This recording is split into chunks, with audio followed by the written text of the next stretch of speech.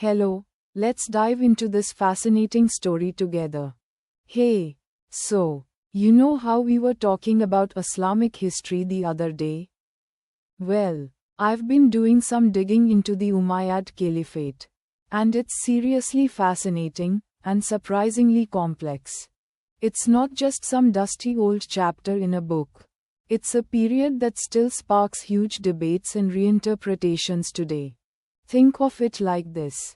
It's the grand old house in the family. Beautiful and impressive, but with a seriously complicated family history. The Umayyads. They ruled the Muslim world from 661 to 750 CE, a pretty significant of time. They expanded the empire dramatically, taking it from the Arabian Peninsula to Spain, North Africa, and even parts of modern-day Pakistan. Imagine, that's an incredible feat of military and political power. Think of all the different cultures and societies suddenly brought under one rule: Arabs, Persians, Berbers, even some of the Byzantines. That in itself leads to all sorts of interesting cultural exchanges and, inevitably, conflicts. One of the things that really struck me is how incredibly diverse the Umayyad Caliphate actually was. It wasn't just a monolithic Arab empire.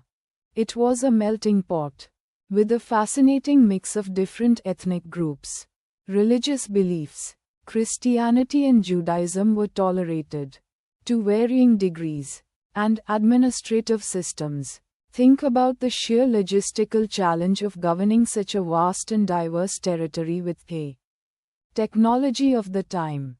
They had to invent new ways of administering justice, collecting taxes, and keeping the peace across different cultures and legal systems, a true feat of political engineering.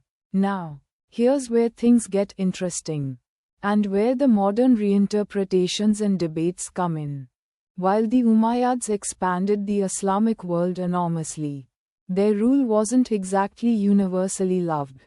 Many historians and scholars argue that they centralized power in Damascus, prioritizing Arab dominance and neglecting the non-Arab Muslims within the empire.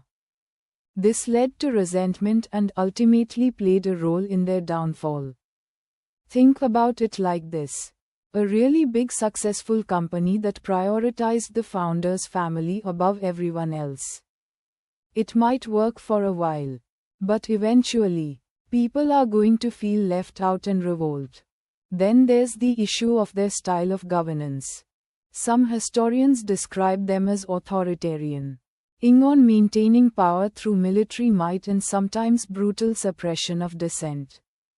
Other historians argue that their rule was effective given the challenges of administering such a large and diverse empire.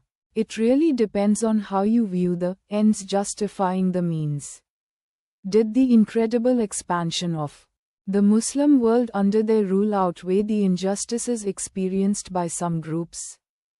That's a question that continues to be debated even today. And that's not even touching upon the theological debates. There were ongoing discussions about the proper interpretation of Islamic law and practice, with different schools of thought emerging.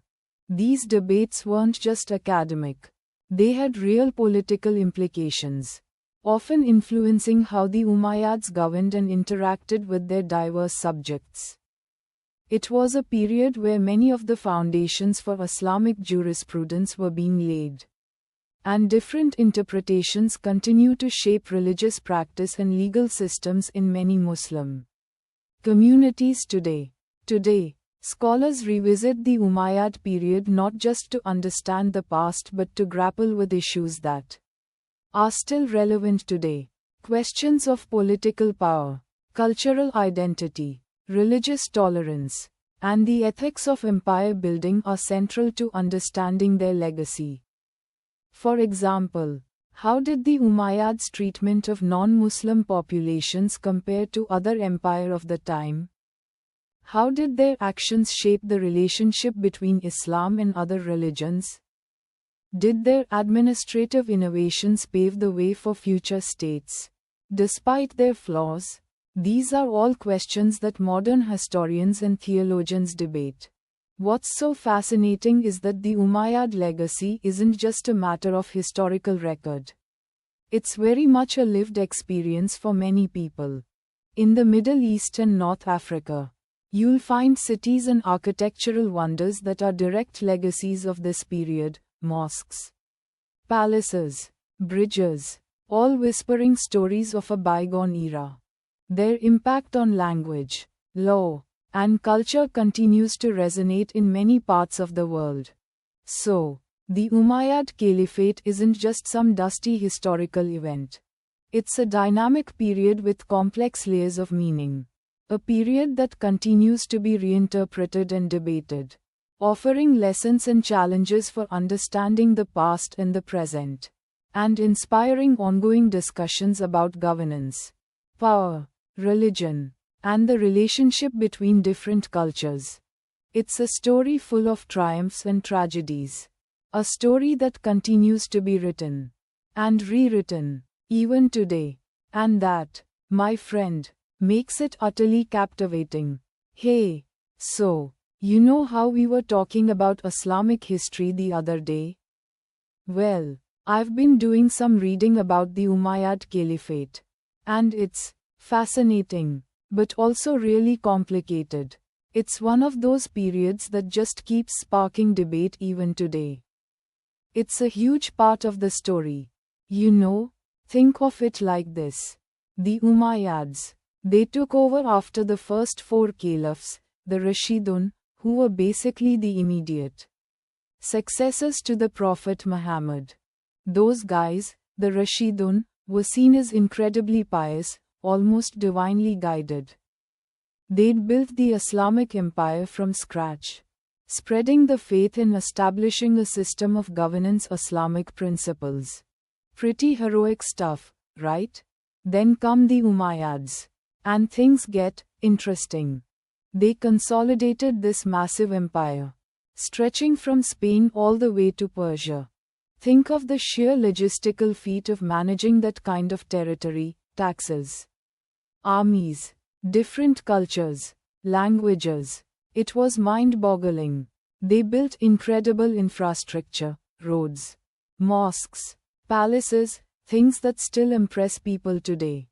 Damascus, their capital, became this incredible center of learning and trade. But here's where the debates start. The Umayyads, unlike the Rashidun, weren't seen as quite so religiously pure. They were a dynasty, a family ruling the empire.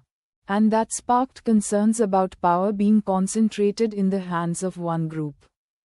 Some historians argue they prioritized their own wealth and power over strict adherence to Islamic principles.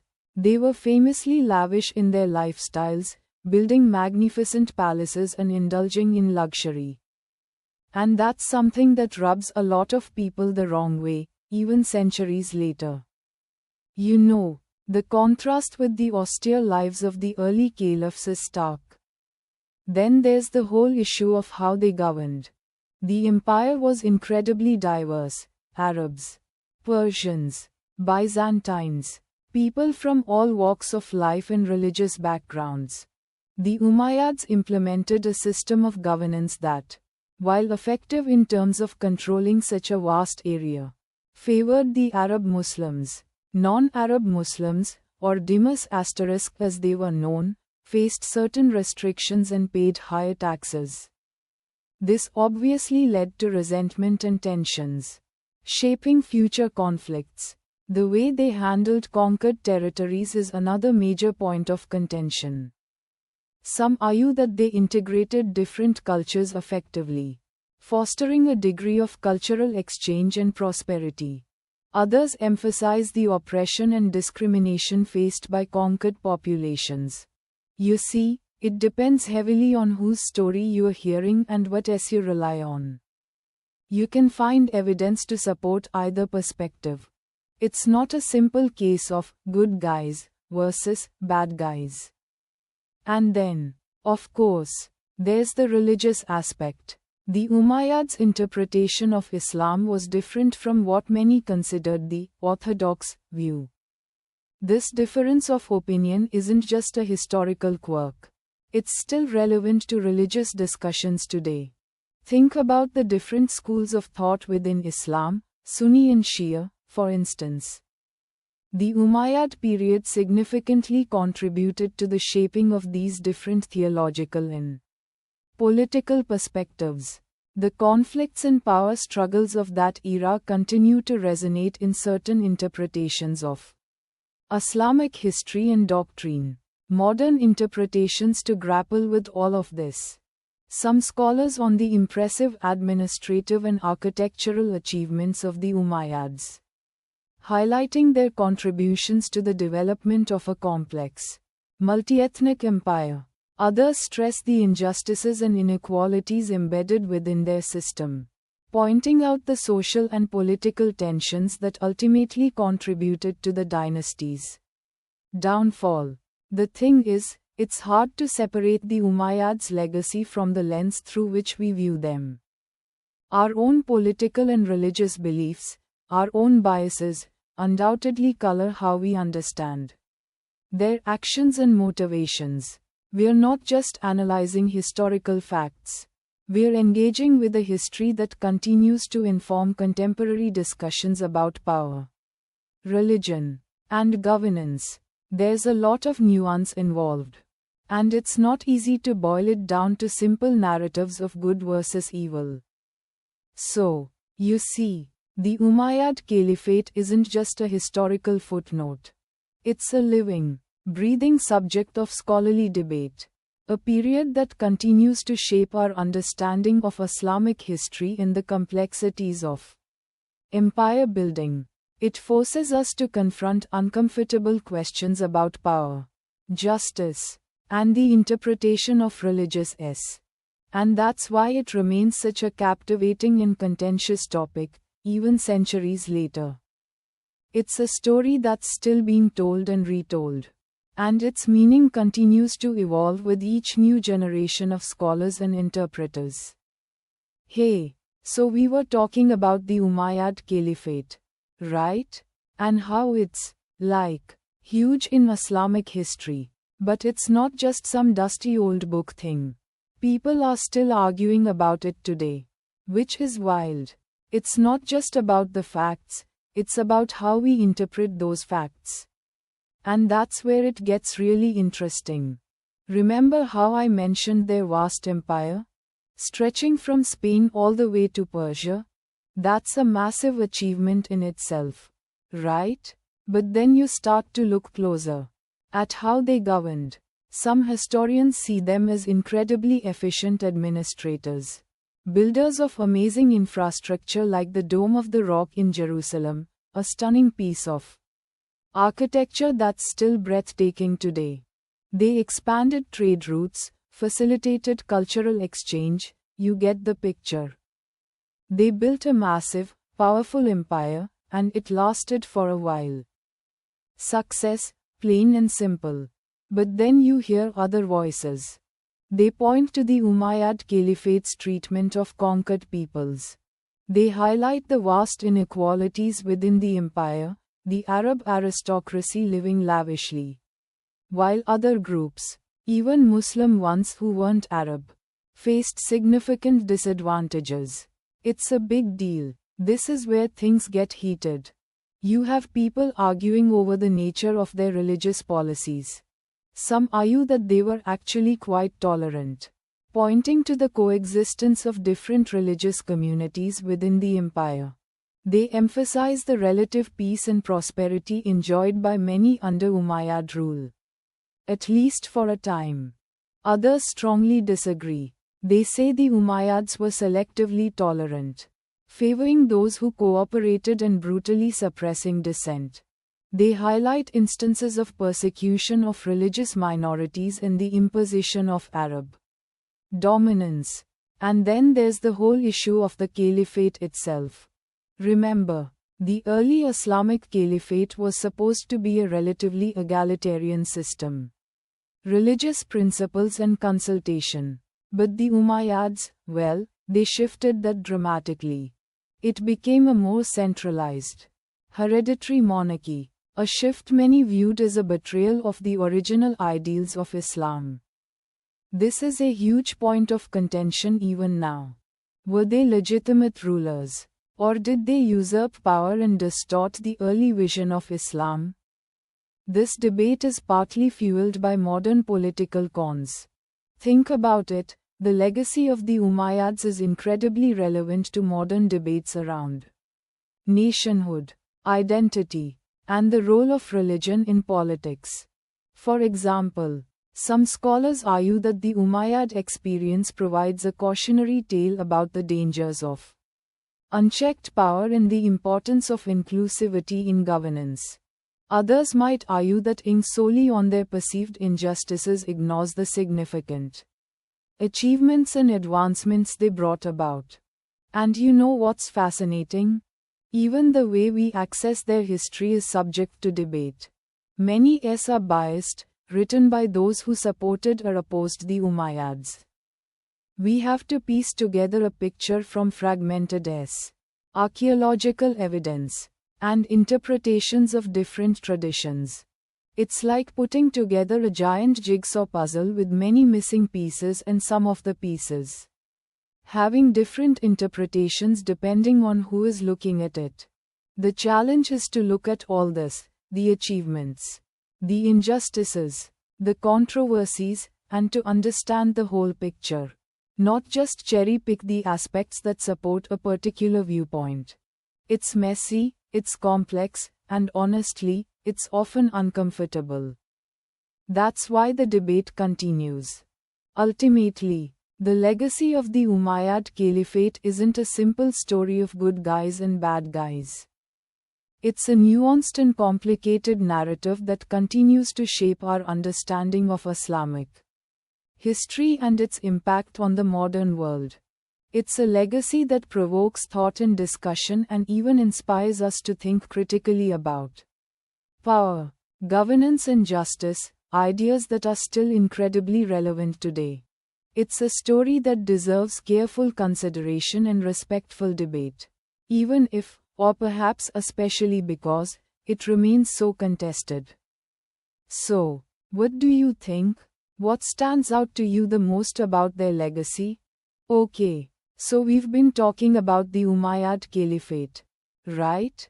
This incredibly powerful, sprawling empire that, let's be honest, left a seriously complicated legacy. We covered its rise, its vast expansion, the stunning architecture, the incredible cultural exchange. But how did it all end? And more importantly, how do we even talk about it today? That's where things get really fascinating. Remember how I mentioned the sheer size of the thing?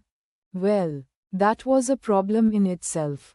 Governing such a huge, diverse empire, from Spain to Persia, was a massive undertaking. You had different cultures, different languages, different religions, all under one rule. And let's be honest, the Umayyads, for all their achievements, weren't exactly known for their sensitivity. They were, shall we say, a bit top-heavy. Power was concentrated in the hands of a relatively small, privileged Arab elite, and that caused a lot of resentment. Think of it like this.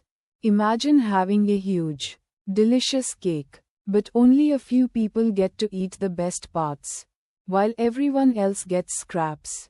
That's not a recipe for long-term stability. This simmering resentment eventually boiled over. You had revolts, uprisings, and the most significant of these was the Abbasid Revolution. The Abbasids, who were related to the Prophet Muhammad through a different branch of the family, cleverly used this discontent to their advantage. They painted themselves as the rightful rulers, promising a fairer, more inclusive system. And guess what?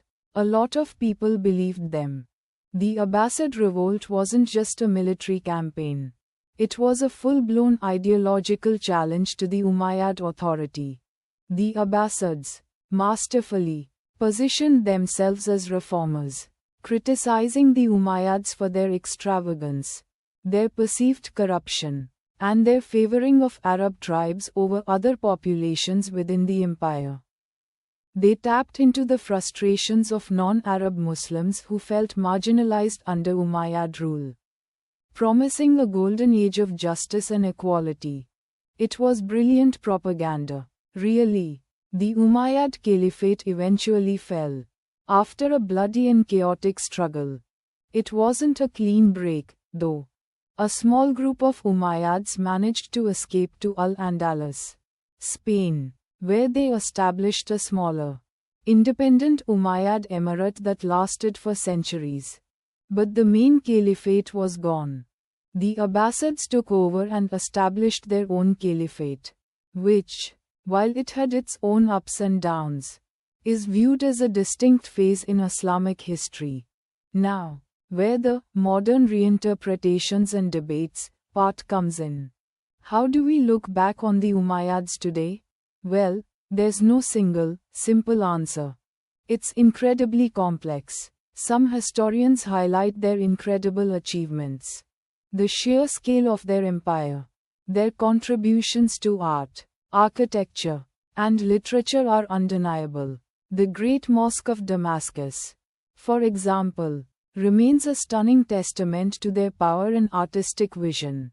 They fostered intellectual life and facilitated significant cultural exchange across vast territories. Think of all the knowledge that flowed through Damascus and Baghdad during that time.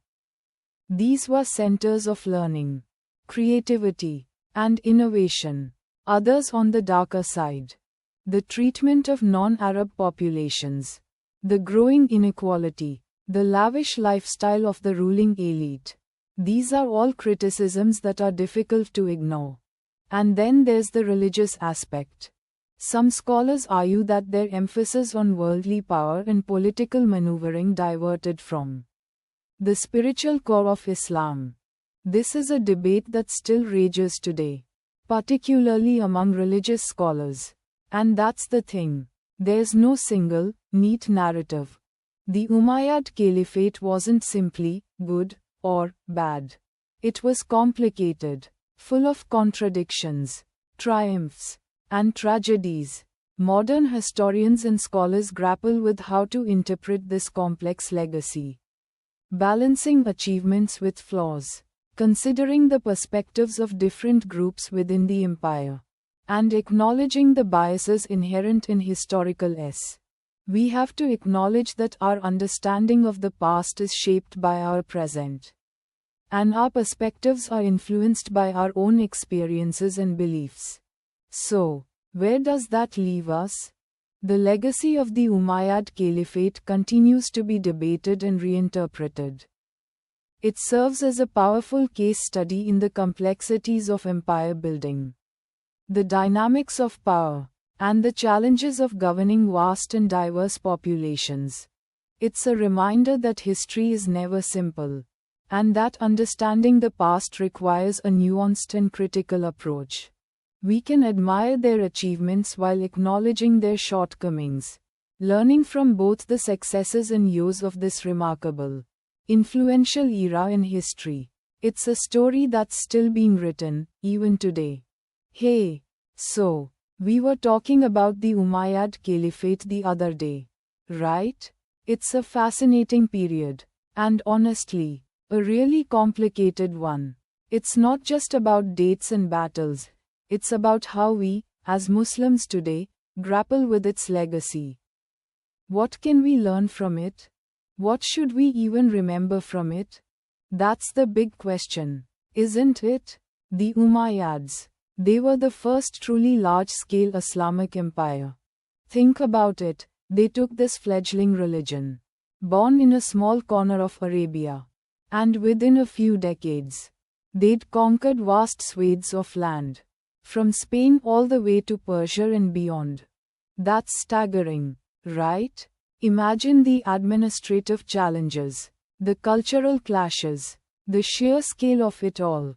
They built incredible cities, fostered trade, and created a massive, interconnected world.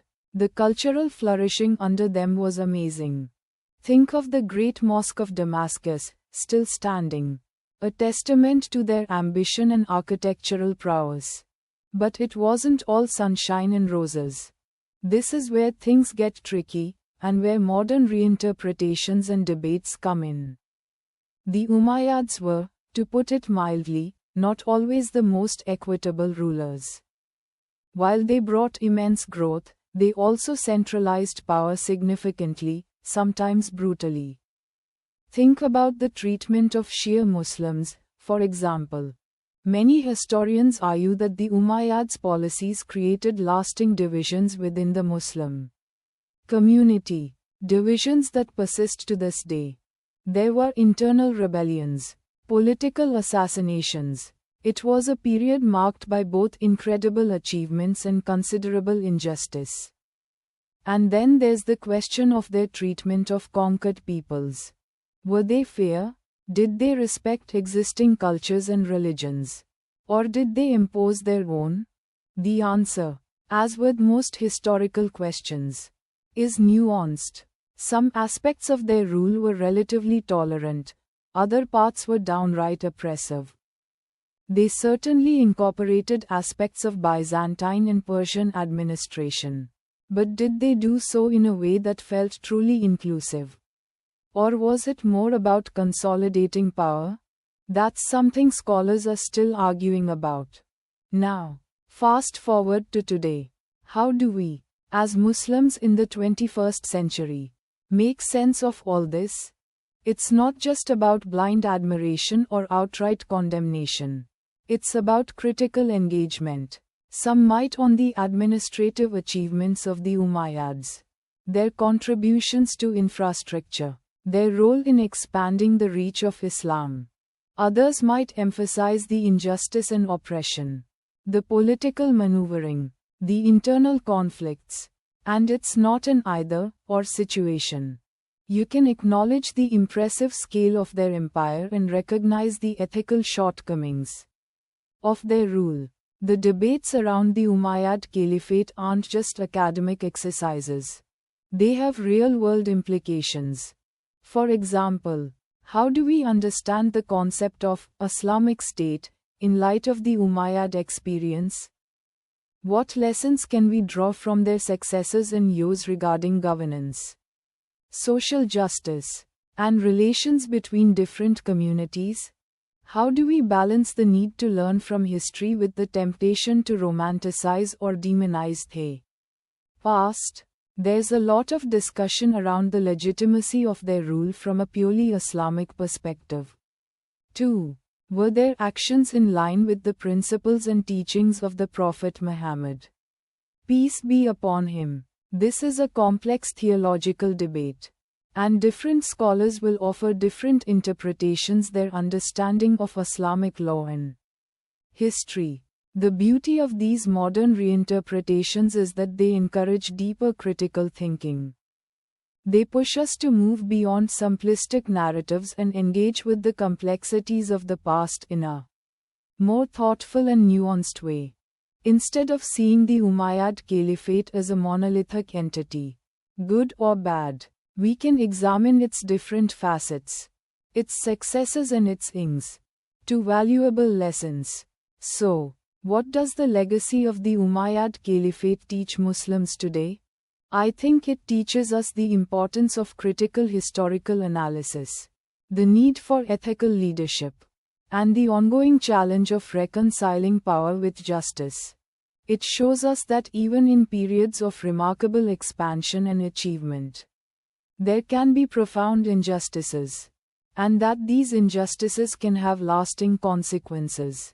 It's a reminder that history is messy, that empires are not always benevolent, and that our understanding of the past constantly evolves as we learn more and engage with diverse perspectives. And maybe most importantly, it shows us the need for constant self-reflection and a commitment to building a more just and equitable future, informed by both the triumphs and the tragedies of our past. It's not about erasing the past, but learning from it, understanding it, and moving forward with wisdom. What do you think? Goodbye. May God bless us all. That's today's story.